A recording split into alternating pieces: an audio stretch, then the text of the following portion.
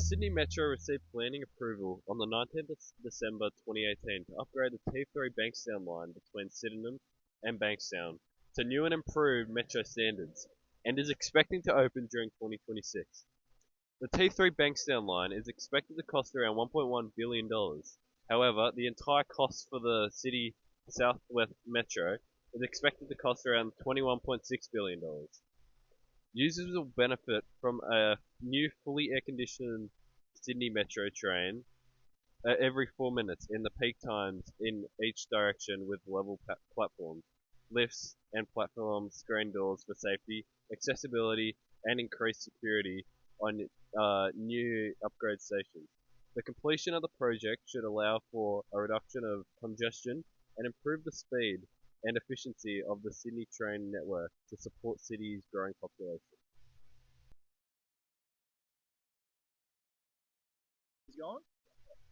Hi, I'm Seb, the Work Health and Safety Coordinator at the Sydney Metro project.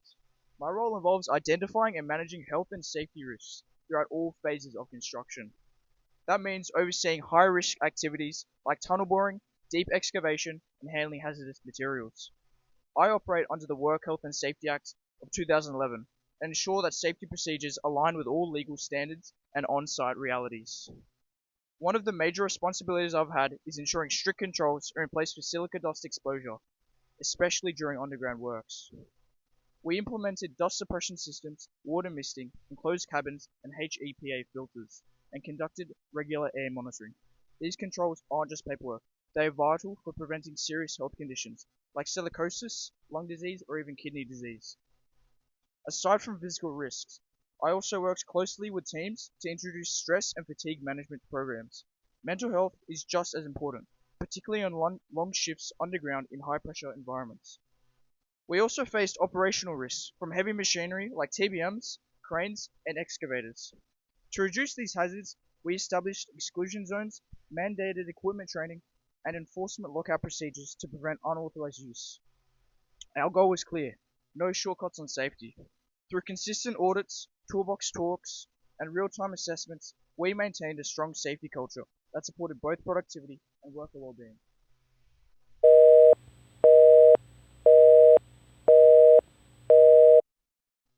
Alright. Hello, my name is Robert Swift.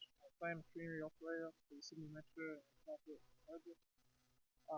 I'm responsible for operating heavy machinery and equipment used in industrial and manufacturing processes, which would involve excavation, demolition, and transportation of materials. In the Sydney Metro project, I would be in charge of operating heavy machinery such as tunnel boring machines and cranes. Some of the problems myself and other plant machinery officers faced throughout the construction of the project would be the soft and unstable soil areas and high atmospheric pressures such as under the Sydney Harbour. Due to the erosion channel under the harbour being filled with soft sediments, silts and clays, tunneling under the Sydney CBD was challenging due to there being obstacles such as underground city infrastructure, and the TBMs were extremely heavy, which meant that cranes with large load-bearing capacity. Some of the successes we've had throughout the construction of the project would be overcoming problems faced, such as the unstable and soft soil during the excavation process through the use of a different type of tunnel boring machine technology called a mixed shield, which was specifically designed for the project to excavate the highly pressured conditions under Sydney Harbour.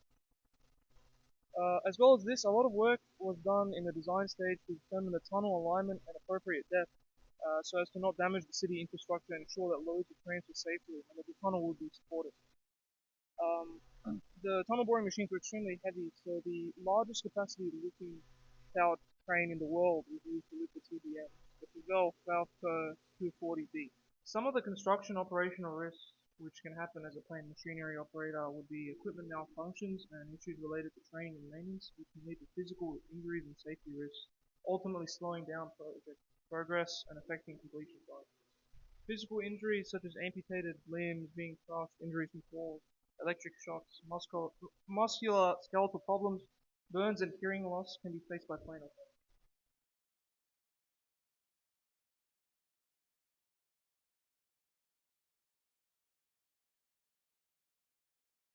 Hi, my name is Connor Wrigley, and I've been the Financial Officer for the Metro City and Southwest project. My role as Financial Officer includes me managing the allocation of money and where it's being spent and saved, determining the overall budget and tracking where we are and the projected growth of it, as well as reporting the budget status to both the other workers and the public.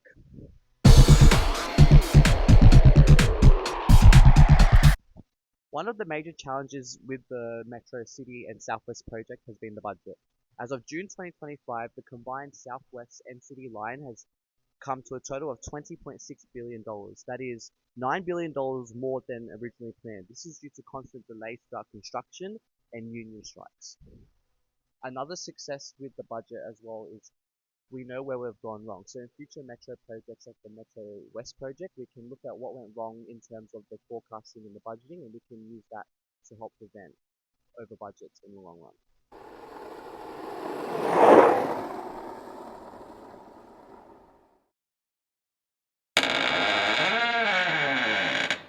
Hi, my name's Ryan Johnson and I'm the project manager for the Sydney City and Southwest Metro line. I played a vital role in coordinating for a range of activities that were all achieved to a high standard, which contributed to the success of the Metro. My primary role was managing the delivery of construction activities that occurred throughout the construction of the Metro. I provided high-quality technical input in addition to effective management within the works of construction. I also monitored a vast range of activities that ensured construction was delivered to the required standards and environmental practices through the help of safe works methods and rules. I was required to engage and provide to contractors and service providers in which they delivered the information collectively in order to implement and support construction activities, effectively ensuring the delivery and completion of the Metro. As the project manager, a range of problems were encountered within the construction stage. A large problem I had to manage was the delay of the project due to difficulties during the tunneling underground. This was a result of challenging underground conditions and its environment, as tunneling machinery found it difficult during the excavation.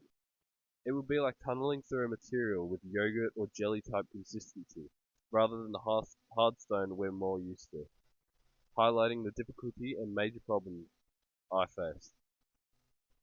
As the project manager, several successes and achievements were noted throughout the project's construction. I was recognized through overseeing achievements throughout the tunneling stage. During the early stages of construction, a total of 30.5 kilometers of excavations were completed within the span of 17 months, 3 weeks ahead of schedule, highlighting my successful management of scheduling and allocating resources to workers, in addition to my effective communication to ensure workers knew what their roles were and what needed to be achieved by each stage. Moreover, I was able to successfully overcome problems with the excavation of the tunnels due to its challenging underground conditions, through developing risk assessments and creating different methods to successfully excavate the tunnels. The Metro City and Southwest project has had its fair share of challenges and difficulties. However, with the help of many different professions, all these challenges have been able to be overcome with and create a successful project. In addition, the opening of the Southwest line will be very beneficial to the public as it will connect Bankstown to the city again in a fast and efficient way.